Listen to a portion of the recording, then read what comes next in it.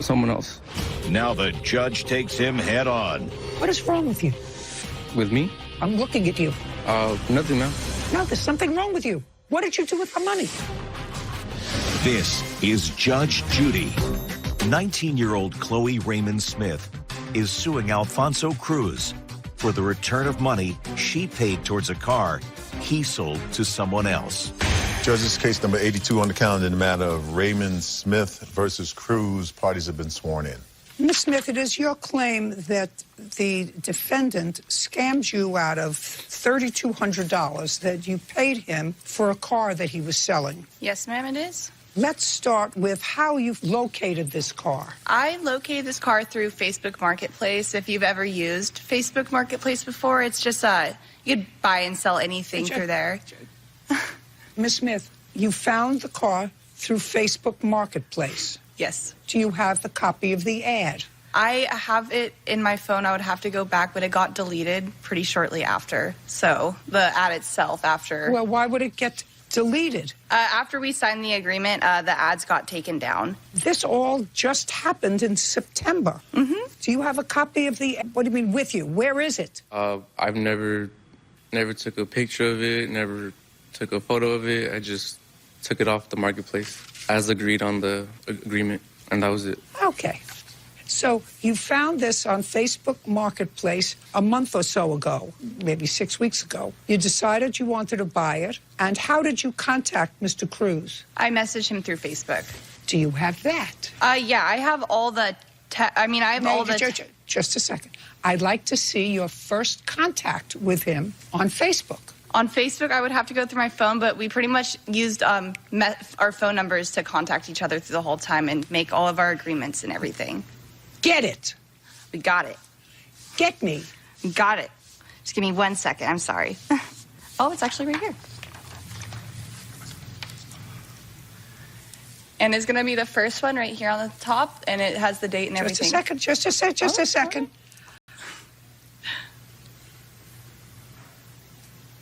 Okay. What's the date on that? That's August. Okay. Did you ultimately make an agreement yes, with ma'am, the defendant? Did. I'd like to see that agreement. All right. Here we are. And then I have the... Just a second. Who wrote this up? My friend who's a realtor wrote this up for me. What's the friend's name? His name is Nick. Nick what? Nick what? Oh, my God, I'm blanking on his last name. Think hard. I lived with him, and I'm blanking on his name. Okay, well, we'll just wait until you stop blanking. Oh, my God. Oh, my God, why am I blanking on his last name right now? I honestly cannot remember his last name, and I know that's terrible. He's gonna... Oh, my God. He's gonna be so mad at me. It is in my phone. We're just going to wait. Why don't you have a seat and look at your phone, figure out the name of this man? I apologize. That's okay. I lived with him, too, and I just didn't even... Oh, my God, this is bad that I don't know his name. I'm going through our messages because I just have his contact name as Nick, too. Oh, my God. Oh, no. I'm not entirely sure I know his last name. Well, why don't you tell me Nick's phone number? His phone number is 1707.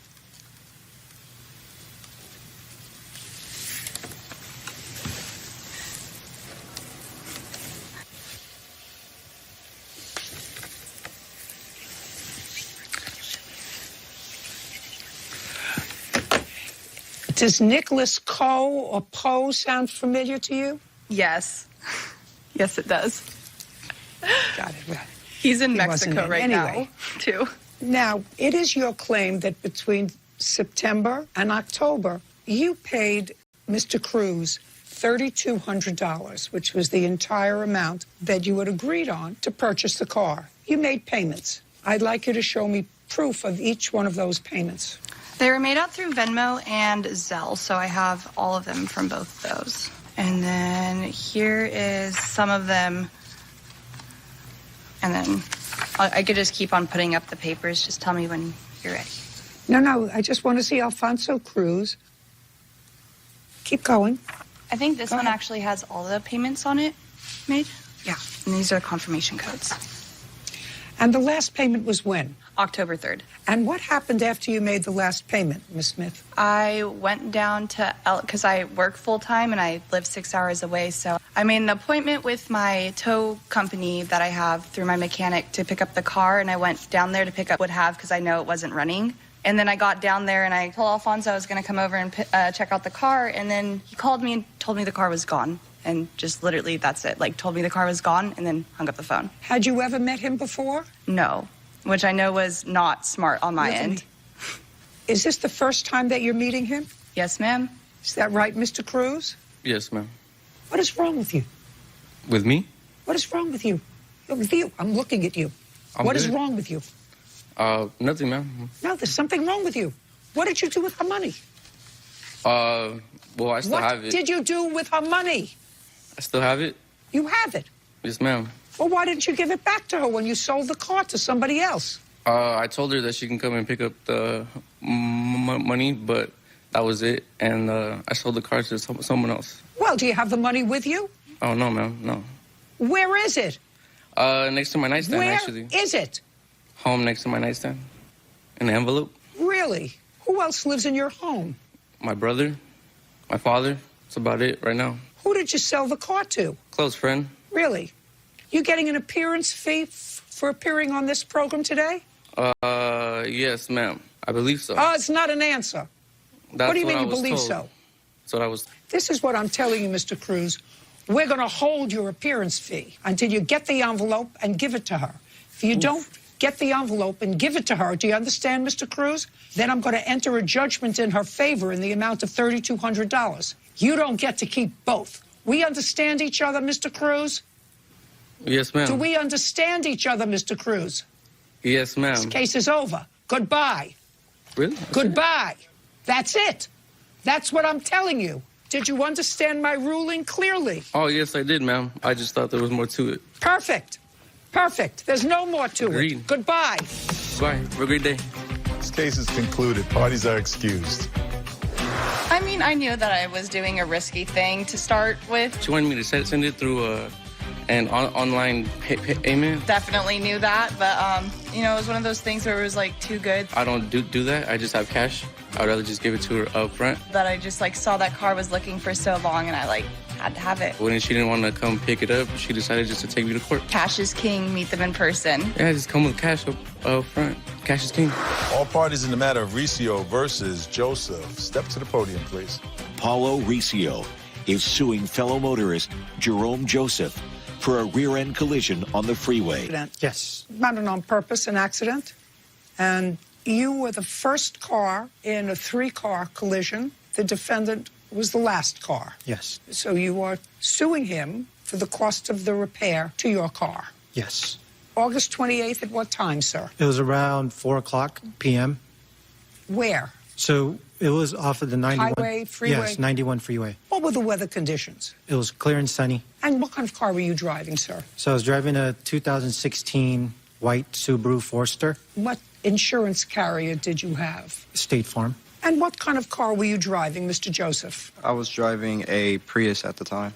What year? I believe that was a 2007 gray Prius. Did the car belong to you? Yes. Registered in your name? No, not at the time. Who did the car belong to, Mr. Joseph? My grandmother, but I was mostly driving the car. The car was insured to me. That's not what I asked you, sir. I'm going to get there. The car belonged to your grandmother. Yes. Does it still belong to your grandmother? No. Who does it belong to? The car got in another car accident with my grandmother, and the car is gone now. The car got into another accident with who driving the car? My grandmother, and it got totaled. When was that, sir? You had this accident, Mr. Joseph. Yes. The police were at the accident. That's what I gather from the papers. At some point, they showed up at the accident. Did you show them proof of insurance? No, they never. Is not an answer. No, Your Honor. Is not an answer. No, Your Honor. They never asked me for to show me proof of my insurance at the time. Can I see a police report? I have, Your Honor. Who has a police report? I do have the police report here. Should put it up there. Sure. Let me understand this, Mr. Joseph. We're starting with you, sir. The plaintiff... Mr. Joseph, pay attention. Yes, I am. Judge Judy continues in a moment. So you're telling me they asked these two people for their insurance, but they didn't ask you for proof of insurance? They did not. Is that what you're telling me? That's what I'm telling you. I just want to know if that's what you're selling me. I just want to know if that's what you're selling me.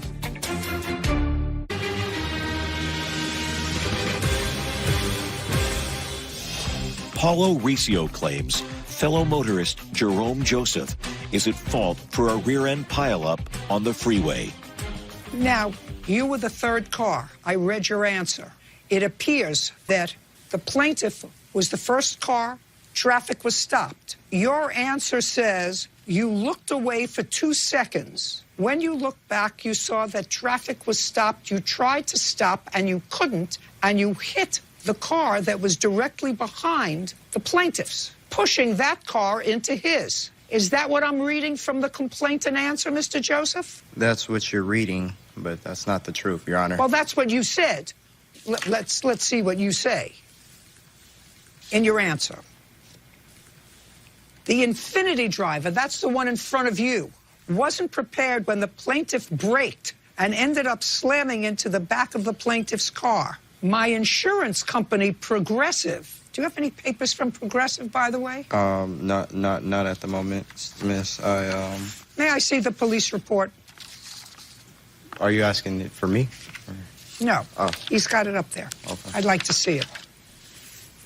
Well, let's just start with this, Mr. Joseph. Yes. This first page of the police report lists the 3 drivers of the 3 cars. The driver of car number 1 had insurance with AAA. The plaintiff's car had insurance, according to the police officer, with State Farm.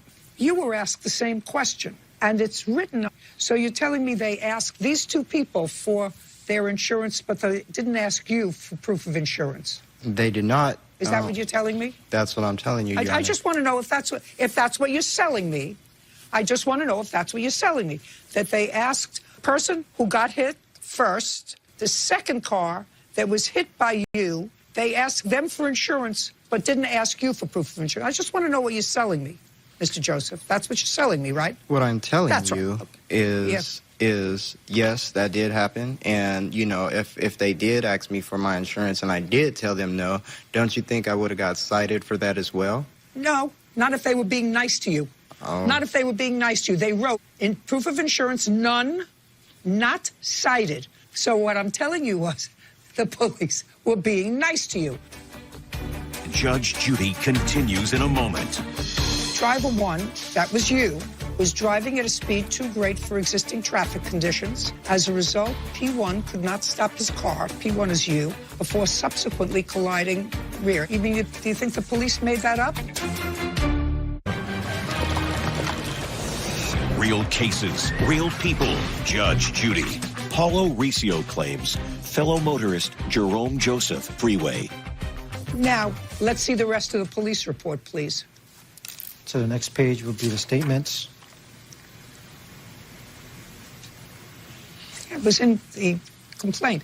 P1, that's you, Joseph, stated to the police he looked down for 2 seconds. Did they take your phone, Mr. Joseph? No. Did they take your phone? My question is a simple one. No, they did not take my phone. Did you tell the police you looked down for 2 seconds? And I tried to brake, but I couldn't. Do you think the police made that up? No, they didn't. That isn't true. What I had said though at the time. But well, if it's not true, Mr. Joseph, then the police officer made that up. If it's not true, the police officer says he interviewed all 3 people. He said that when he interviewed you at the scene off the highway, determined that it was not a hit and run. He said P1, Joseph, related he looked down for 2 seconds, and when he looked back up, he saw traffic was stopped. He tried to stop, but he couldn't. Well, yes. I looked down for a second because at the time I was driving for Postmates. Postmates is a delivery service. At the time I was working, and I look at my map. So you looked down for what? To look at my map. look at my map to see where I'm heading to next. Anyways, you know, I seen Mr. Paulo's car in front. Next thing you know, the Infiniti merged in front, went over the two yellow lines, merged in front of me, and that's when I looked up and it's this car just stopped there. And that's when I had to slam on my brakes and at the last minute, and causing it to make a domino effect, causing the Infiniti to hit Paulo's car, or Mr. Paulo. Let's see the next page, please. Let's see the next page, please. Joseph was driving vehicle 1, a Toyota. Yes, a Toyota Prius. At approximately 35 miles an hour, directly behind vehicle 2, which was an Infiniti. Vehicle 2, Martin, was stopped directly behind vehicle 3, which was the plaintiff's Subaru. Driver 1, that was you, was driving at a speed too great for existing traffic conditions. As a result, P1 could not stop his car, P1 is you, before subsequently colliding rear. After all parties were interviewed with the material there. Is that Yes. the last page? No, this is the last page. Okay. Oh, there is a cause page.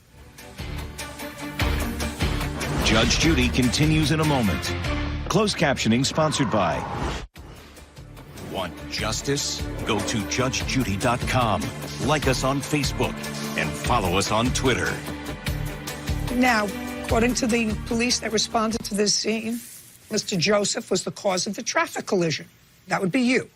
And they indicate why. And they cite the traffic code, and they say that you have to travel at a speed that's prudent, giving regard to weather and visibility and traffic, and you can't be looking at a map, looking where you're going to go to make your next food delivery. How much did it cost you to fix your car? Well, that's the thing, Your Honor. So I had two estimates. The first estimate was for $678, which I actually sent them via text. But that was, I just kind of wanted to, I had this feeling where I knew it might be pulling teeth to get Can money I see out of the this. quotes for the? Can I see the quotes for the car? I have a text message from That's the all. I shop. want to see the damage. Do you have the picture of the damage? Here's a picture of the damages of my vehicle. Okay, great. And here's another. I don't know. Okay, good. I got it. To the back bumper. Here's the bill to fix it. Now, this is just an estimate. Obviously, they have to take apart the whole bumper and check to see if there's any other structural damage to the car. Listen, I can't. That's not where I go. Shoulda, woulda, coulda is not where I go. If you want to have the car fixed and then come back to court and say I had it fixed, this is what it is. If this is the estimate that you have, which is $1,200, then that's what you're going with. Do you understand? Yes. It's up to you. I mean, if they go underneath and find that the whole wheel is out of alignment and the car has to be totaled, I can't help you. Once we resolve this case, we're going to resolve it because the accident was his fault. He wasn't looking where he was going. He couldn't stop in time. He's got to pay for the damage to your car because I assume you only had liability on your car and not collision. Am I correct? That's correct, Your Honor. Okay. Judgment for the plaintiff in the amount of $1,200. We're finished. Thank you very much. Thank you. We're done. Case is concluded. Parties are excused. And on the next Judge Judy. I assume you would say, Mom, that's the wrong rent. English is not her first language. She's a very smart lady. Money is her secondary language. Judge Judy. You can see on the report, you know, I tried to wave down. When he had mentioned that, he said And shoot, they didn't want to follow. I didn't see him in any hand gestures or anything like that. And that's when I contacted authorities and they came by. So my initial thought process was, yeah, he did try to do a hit and run. And concluded, you know, that it wasn't a hit and run. Always drive with insurance. Accidents happen.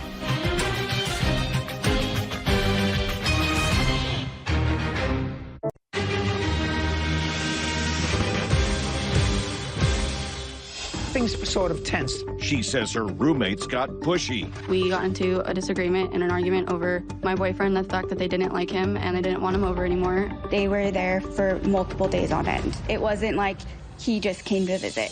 Was it fear that forced the issue? She sent a text message saying that he was no longer welcome at the apartment. Did he ever do in your apartment anything unlawful? This is Judge Judy. Arena Robinson and Alyssa Galindo are suing their former roommate, Jasmine Linden, for unpaid rent and damages to their apartment.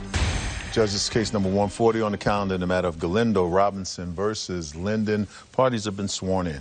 Who's going to speak for the roommates?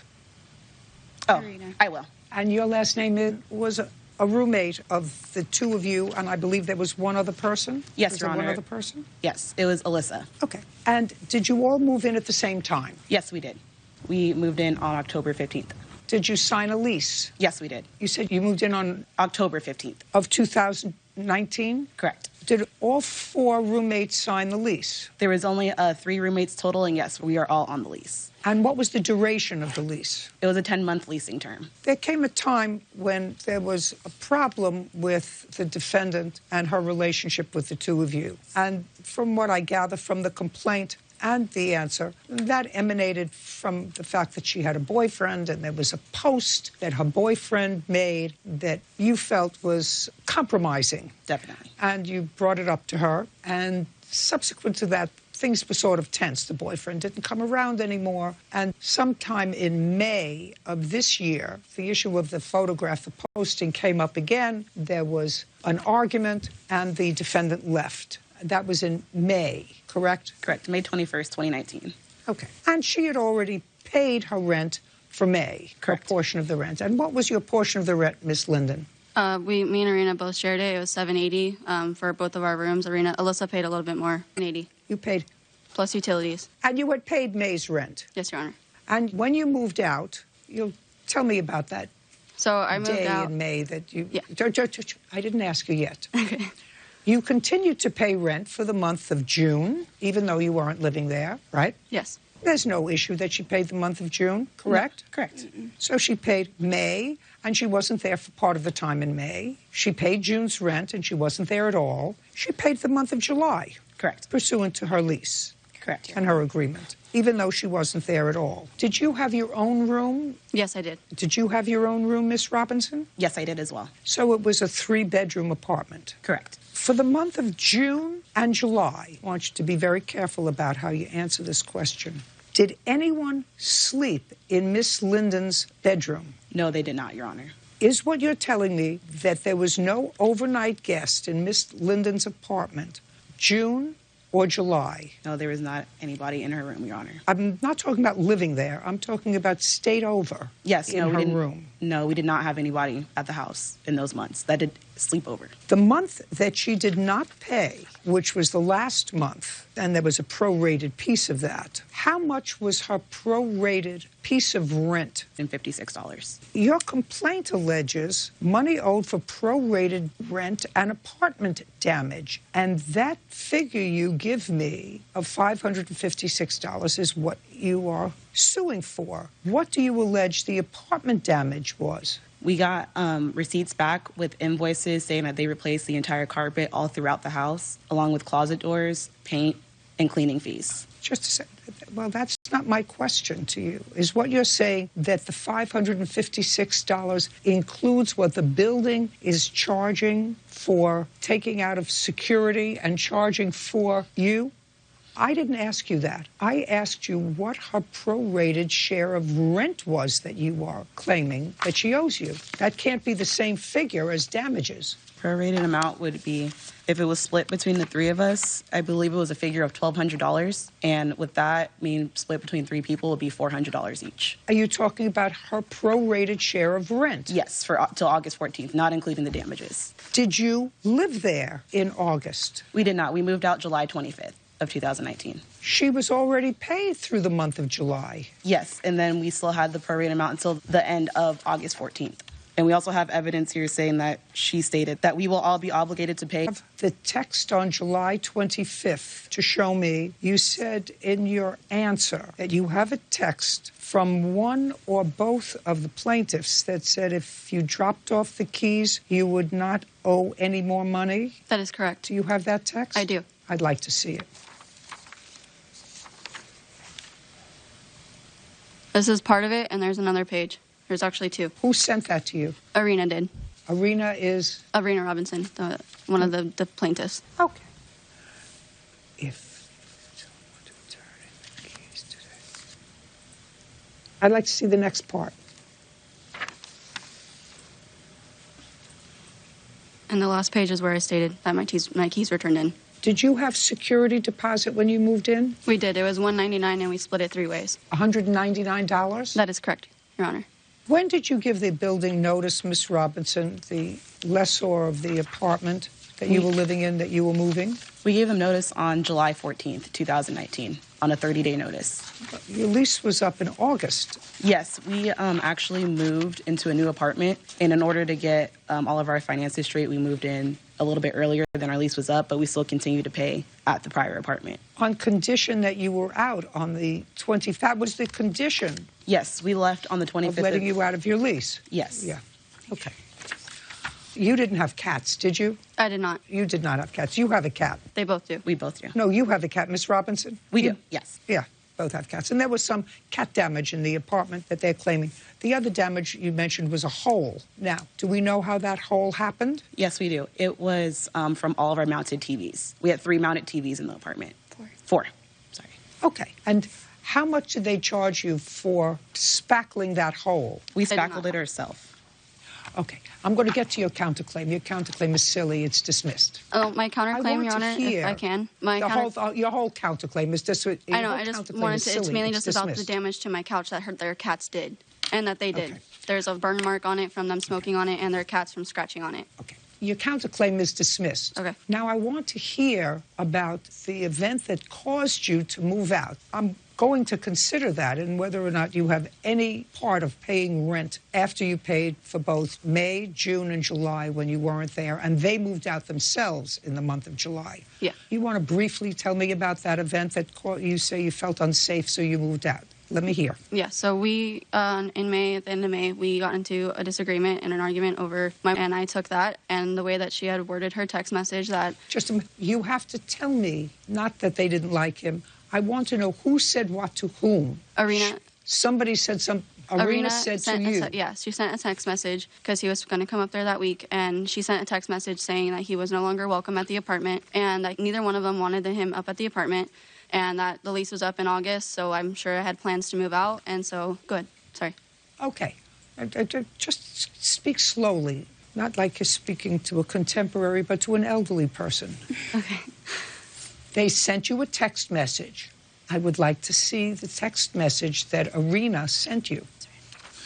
I don't have that printed out, but I can pull it up on my phone if we have that's it, Your okay. Honor. I'd like to see it. Would you like to see the photo as well? We have a photo attached I didn't as ask well. for the photo. Okay. Yeah. I want to see.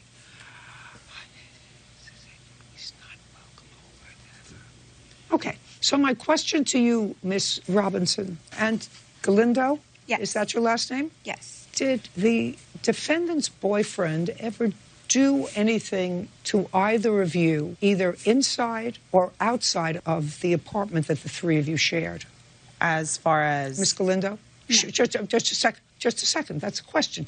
Did anything to either of you, either inside or outside of the apartment, physically? No. Did he ever say, in the times that he visited you, did he ever say anything to either one of you that you would like to tell me about that was threatening or menacing, either inside or outside of your apartment? No, he did not. Then you can't tell her who she can have in or out of the apartment. Plain and simple. That was not a side agreement of yours. That was in writing. You had a lease. If you told me that the boyfriend, I mean, if he put up some obscene picture of himself on the internet, that's his own stupidity. But evidently he was there frequently, and when he was frequently there, he never did anything. Well, I'll ask you one other question. Did he ever do in your apartment anything unlawful? No, he did not. Then you can't make those restrictions on a tenant and telling a tenant that they can't have a social guest because you don't like them and you think that they're crude, lewd, for whatever reason, not good for her, whatever the reason. I mean, she's an adult. If she signed a lease, you can't tell her she can't have somebody over. You want to say something, Miss Galindo? Yes, I do, Your Honor. Judge Judy continues in a moment. And later today. I stood up from the table and I just started flex. I did like that and he fell on the floor. And then I went to sit down and he came punch me in my sorry. He came and punched me in my face.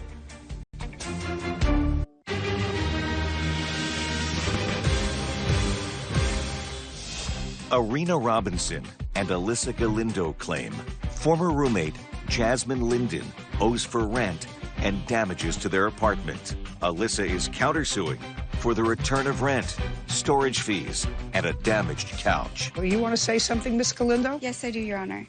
Yeah. The reason Go as ahead. to why we said that is because she would have her boyfriend over multiple days at a time. He would be over for 3 to 4 days at a time, spend the night. He wasn't just visiting casually. He wasn't just making an appearance. When they were both there together, they were there for multiple days on end. It wasn't like he just came to visit. That's okay. That's okay. Your case is dismissed. We're done. Thank you very much. Go home. Be happy. Thank you, Your Honor. That's it. You're done. Goodbye. This case is completed. Parties are excused. I'm glad that she saw that it was a total, like, it's totally, like, then they didn't have a case. There are some people who sign leases and break leases. So I'm glad We were completely okay with paying until the end of the lease. what they were trying to say I did or didn't do. She, on the other hand, decided to just completely ghost us. They felt like they had what they had to say, what they had to say, and we went our separate ways. It was best for everybody. I don't think that is very mature as an adult, so that's all I have to say about that. My grandma paid $1,200 for it. It was a brand new couch. The couch was free. Ridiculous. And their cats ripped it up, and they've also, there's a burn mark in the couch. It didn't get destroyed. It was definitely a lesson learned, and I'm glad just to put this all behind me. Time to move on and get her out of my life. And now, the next case.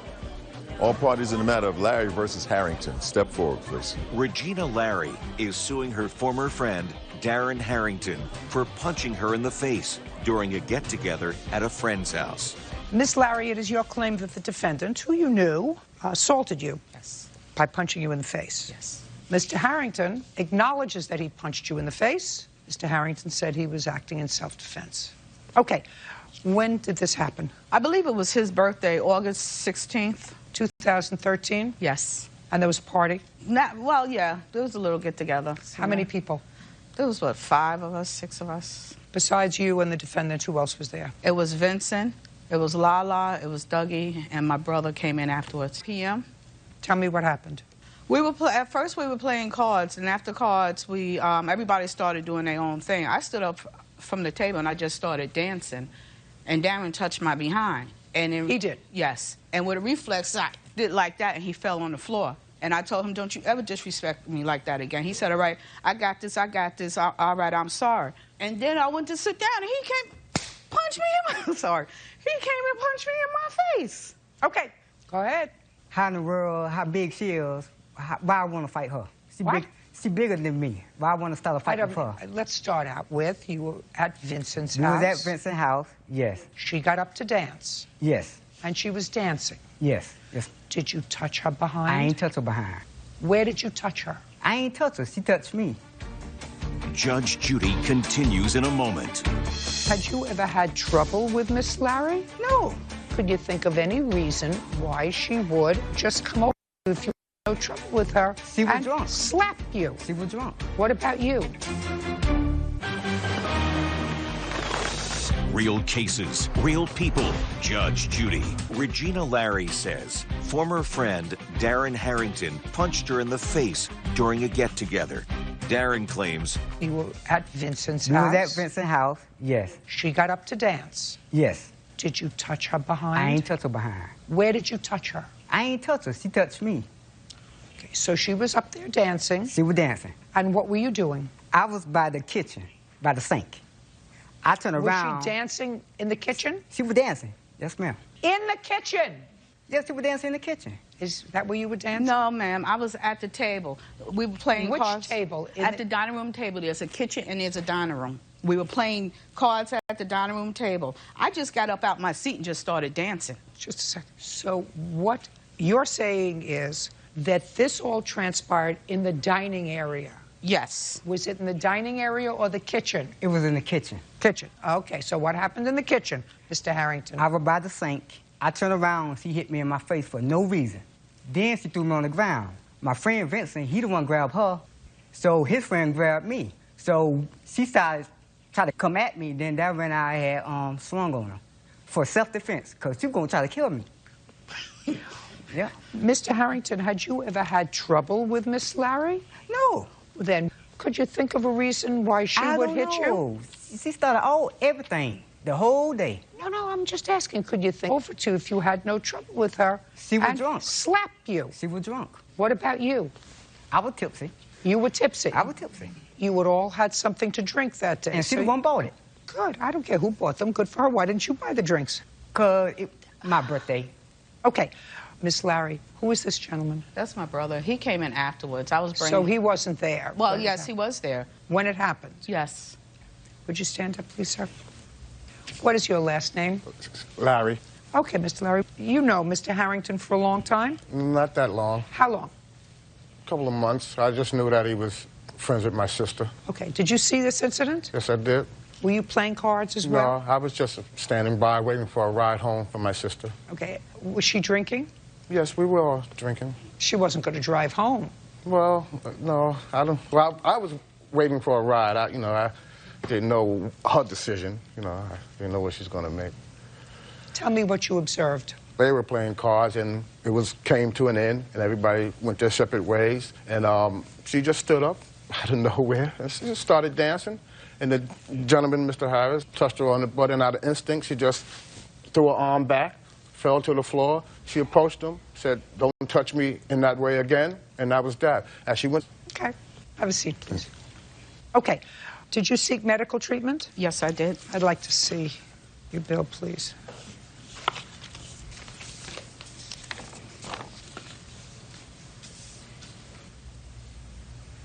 How did you get an injury to your left shoulder and left wrist? Because when he hit me and then we were fighting, that was the second time, okay? We were already had tussled. And that's when I was like, you leave me alone. And when he charged me like a football player, that's when Vincent came and pulled them apart. I had my arm around him like this. So when Vincent and must have pulled, I must have hurt, because... Okay. Yeah. Judge Judy continues in a moment. Closed captioning sponsored by... Are you the victim of a scam? Go to judgejudy.com. Like us on Facebook and follow us on Twitter. Well, where did he punch you? Punched me in the forehead right here. Oh, in your forehead. And that's when we started tussling. That's how I hurt my arm. Okay, got it. Okay, so what you're seeking is the payment of your medical bills and some money for pain and suffering. You're seeking $1,500. Yes. Is that right? Yes. Okay, judgment for the plaintiff in the amount of $1,500. Keep your hands off the lady, sir. Don't act disrespectfully. Please excuse me. And on the next Judge Judy. You rented a car for him. You destroyed the car. Accidentally. Who gave him the credit card? He's a big manipulator. He played you. Next Judge Judy. She the one started. She was dancing, then I turned around, she slapped me in my face. Because it happened earlier that day. Oh, she put a bill on me. Yep, she so did. She put a bill on me. He disrespected me earlier that day by opening a can of beer in my car. My whole brand new outfit, she put a bill on me. I said what I had to say to him, and I told him that I should let him out, but I didn't. We were on our way back to Vincent's house, so. No, she grabbed out my hand and put a bill on me. He needs to stop drinking and hitting on women. I haven't hit no woman. I'm the second woman he has hit on. She would come after me, so I had to defend myself. That means he don't have respect for himself or others. No, sir. She don't got no butt. What I'm gonna try to grab on her for? I mean, he's a cool cat, but, he needs to change his ways. She all right. Like I said, she cool. She all right. But I'm glad that she was on my side with this.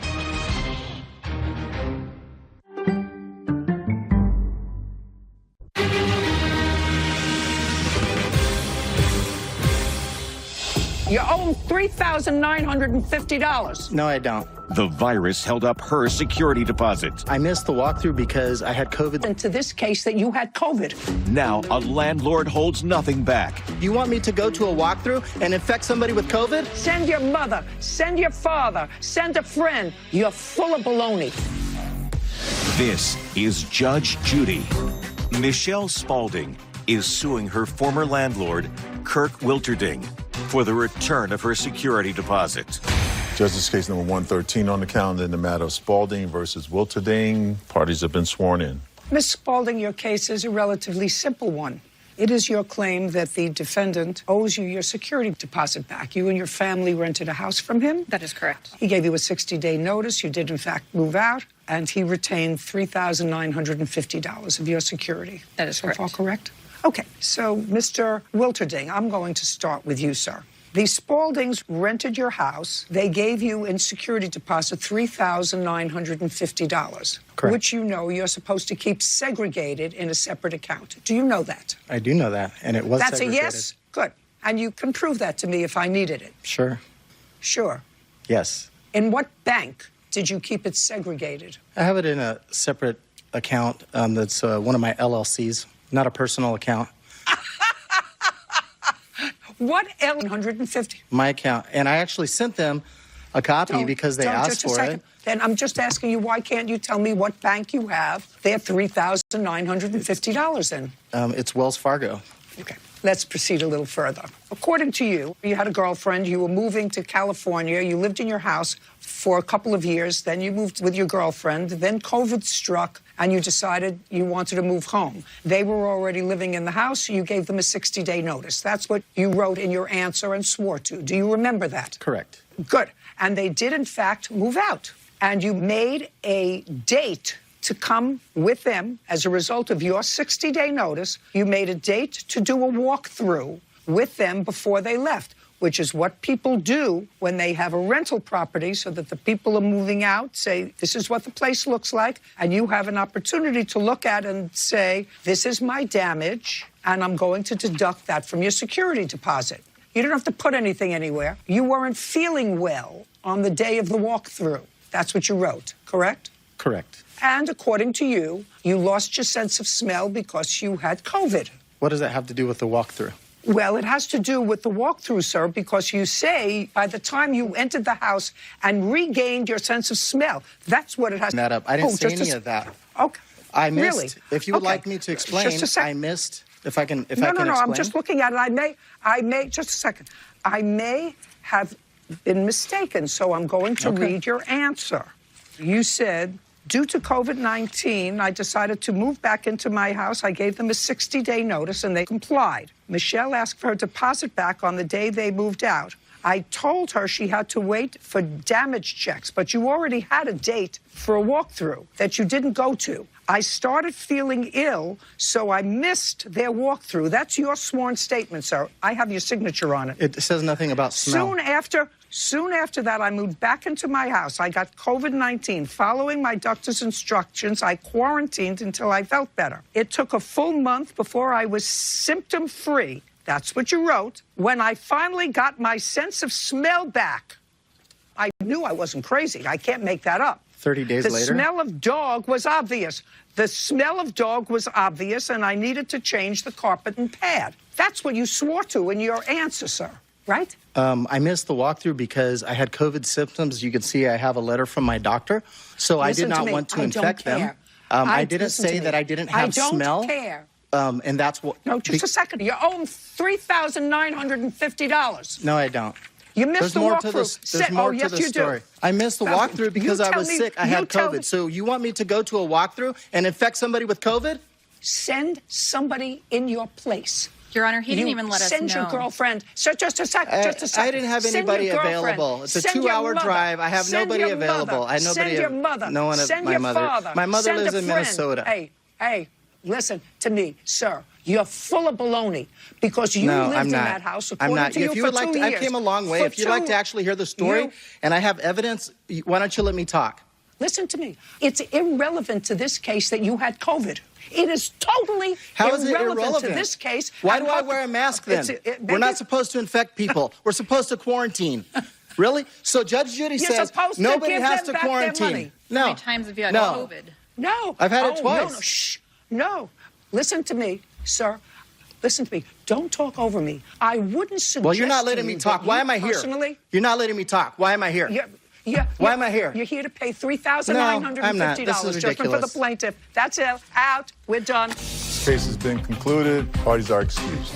I'm honestly just happy that the truth came out. He clearly showed his true colors. Because 100 square feet of carpet smells like dog. And that was my total interaction with him the entire time that we were his tenants. They had it cleaned, they put perfume on the carpet, and it stinks. Everything that comes out of his mouth is a lie. So I have 2,800 square feet of dog carpet.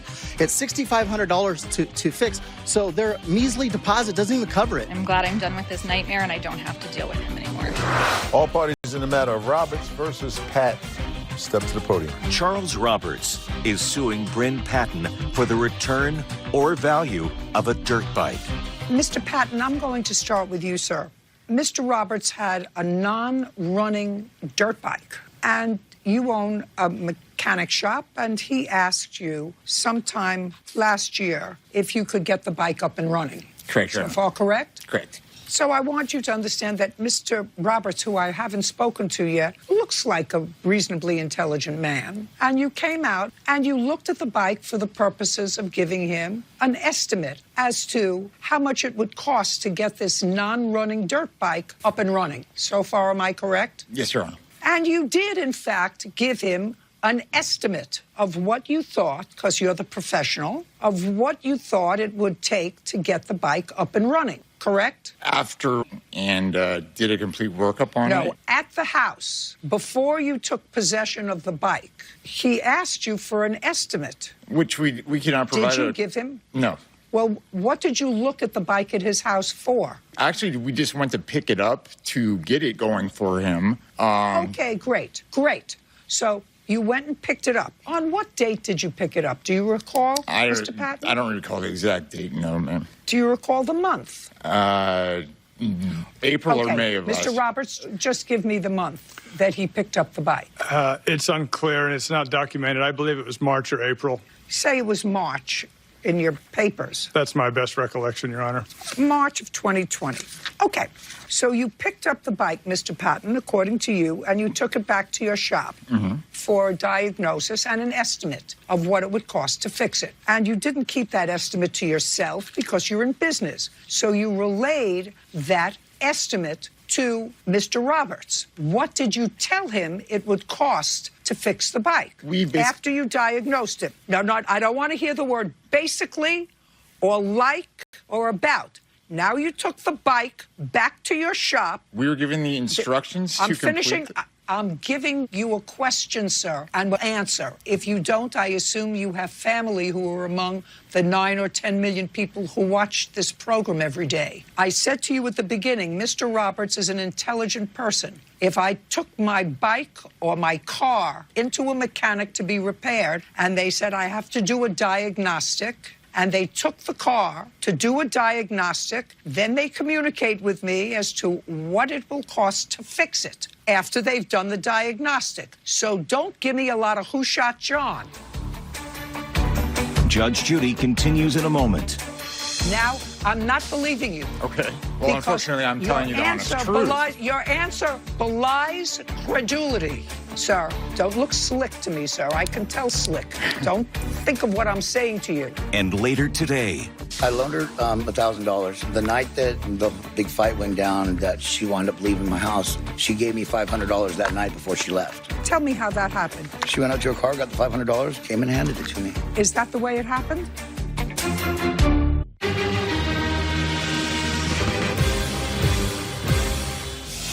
Charles Roberts says mechanic Bryn Patton owes for the return or value of a dirt bike. Bryn is countersuing for a repair bill and store. After the diagnostic, what estimate did you give them? We were given an order to fix the bike and get it running so that it was in proper running condition. He was leaving town. You know, I don't believe.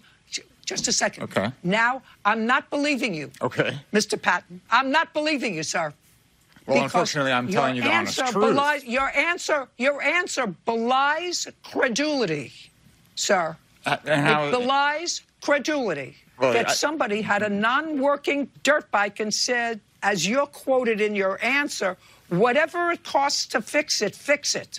So now, since I don't believe you, I'm going to ask you a couple of other questions, because that's what this case is about. He wants his bike back, and you have a ridiculous counterclaim. Now, is the bike currently, don't look slick to me, sir, I can tell slick. Don't think of what I'm saying to you. Is the bike currently running? Yes, ma'am. And is it currently in your shop? Yes, ma'am. Okay. Now, are you getting an appearance fee for coming to this program today? Yes, ma'am. How much? To be honest, I do not recall. This is the third time this has happened, and each time things have been very different. So with the COVID, things have... Fine. So you don't know. Whatever it is, you know it's something, That's right. Okay. Fake.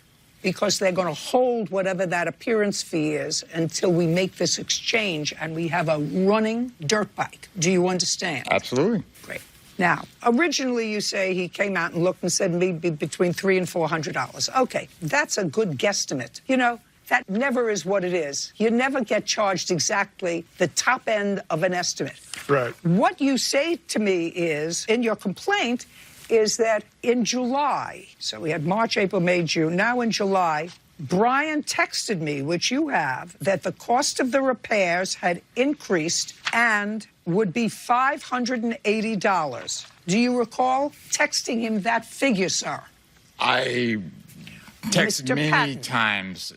Oh, wait. No. Sorry, I apologize. Do you recall texting him that the bill, which originally you said would be maybe between $300 and $400, is now $580 in August? Do you recall saying that to him? Yes. Okay. We'll take a look at that text. Here's the text. August 21st, he says $580 plus tax.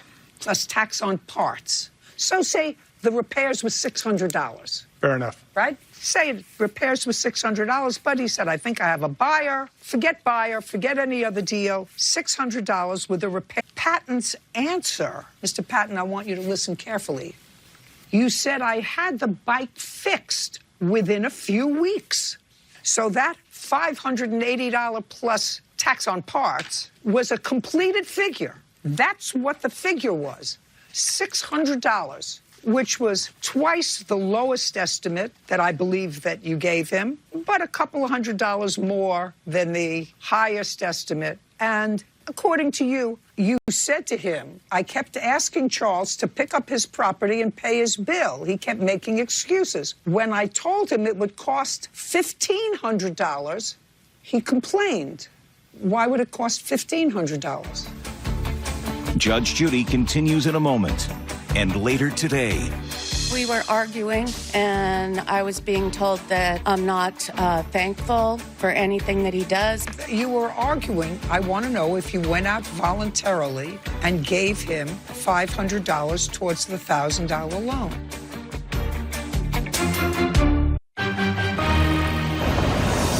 real cases, real people. Judge Judy. Charles Roberts says mechanic Bryn Patton owes for the return or value of a dirt bike. Bryn is... Now, why would it cost $1,500? I don't recall why that I don't know how that conversation even occurred. I don't recall it. You don't recall telling him that the cost was $1,500 now? Charging him $1,500? I do not recall that. No, ma'am. Did the person who wanted to buy the bike, because I'm looking at that text message, Mr. Patton, did the person who wanted to buy the bike, was that your son? He's my son, yes. Okay, and then he decided not to buy it? Correct. Did he use it? No. Did he ever ride it? Yes. How many times? Once or more than once? During the once or more than... More than once. More than 10 times? No. And it's just not my Between son. 5 and 10 we have technicians that ride it. As we repair things, they have to be test-ridden. No, I'm talking just about your son, sir, not about the technicians, just your son. Oh, no, he only rode it one time, the first time that he was going to ride it. He wanted to see if he was going to buy it or not. Okay, very good. All right, it's a relatively easy case, Mr. Roberts. You see, you didn't have to say anything. You have to give him $600. When you give him $600 and go and retrieve your bike, you can do that with a marshal. The bike will be in perfect running order because that's what Mr. Patton says. It's in perfect running order, and get that bike in good running order for the cost of $600, which you think is fair, correct? Thank you, Your Honor. Very good. Very good. We're finished. That's it. Thank you. Thank you. This case is concluded. Parties are excused. Well, I think it's a fair decision. It's a little frustrating because he quoted me $300 to $400 to repair the bike. I believe it was a fair decision. I believe we kind of came here and got the answer we wanted. Then the bill came back as $580, and then when I went to pick it up, he presented me with an invoice for over $1,000. There was a dispute between the payment that he felt was owed and what we were charging. I'm just like, this is a hostage situation. I'm not going to play that game. All parties in the matter of Swenson versus Miller. Step to the podium, please. Doug Swenson is suing his ex-girlfriend, Kathy Miller, for an unpaid loan. Mr. Swenson? Yes, ma'am. According to your complaint, sir, the defendant was your girlfriend for a couple of years. Yes, ma'am. From when to when? It was March of 2017, I believe, up until September of 2020. And it is your claim that just before the breakup, you loaned her $1,000. Yes, ma'am. You had a bad argument sometime in... September 16th is when I was. The answer says on October 18th, he showed up at my house unannounced about the money. We could have the months. But you broke up. Remember, you broke up. Yes, ma'am. On the 16th. Okay. Did you go to her house to collect the money in yes, October? Ma'am. Yes, I did. Okay. And you went to retrieve, according to you, the money she owed you? Yes, ma'am. $500. Hmm? Yes, ma'am. The $500 that she owed me. That's why I went there. Well, when did she give you any money towards the loan? Okay. I thought she gave you that money okay, when you broke up. Judge Judy continues in a moment. Closed captioning sponsored by Real Cases, Real People. Judge Judy. Have you been cheated? Go to judgejudy.com. Like us on Facebook and follow us on Twitter. Now, you went to retrieve, according to you, the money she owed you. Yes, ma'am. The $500 that she owed me. That's why I went there. Well, when did she give you any money towards the loan? Okay. I thought she gave you that money okay, when you broke up. I loaned her $1,000. The night that the big fight went down, that she wound up leaving my house, she gave me $500 that night before she left. She gave it to you. Look, listen to me. She gave it to you voluntarily? Yes, ma'am. She said exactly to me, Tell me how that happened. Yeah. Okay, well, now here's what happened. She went out to her car, got the $500, came and handed it to me. Is that? And I was being told that I'm not thankful for anything that he does because he came and helped me find the car. He knows about cars. So that night... You were arguing. I want to know if you went out voluntarily and gave him $500 towards the $1,000 loan. I did. Did you do that? Because he was putting it in my face. Well, that's not what you said here in your answer, which is the only reason I'm hearing this case, because you said he blocked my car in so I couldn't leave. I had no choice but to give him the money. But that's not what you just told me. That was the next day. What do you mean that was the next day? The next morning he came to my house. I want to know when it was that you gave him the $500. When he came to my house. Not at his house. No. I don't believe either one of you. Actually, it doesn't make any difference. If you gave him the money, then you owe him the balance of $500, okay? And by giving him the $500, you acknowledge that you owed him $1,000. You gave him $500. You owe him $500. Oh, my God. Thank you very much. Thank you. This case is concluded. Parties are excused. Thank you, Your Honor. And on the next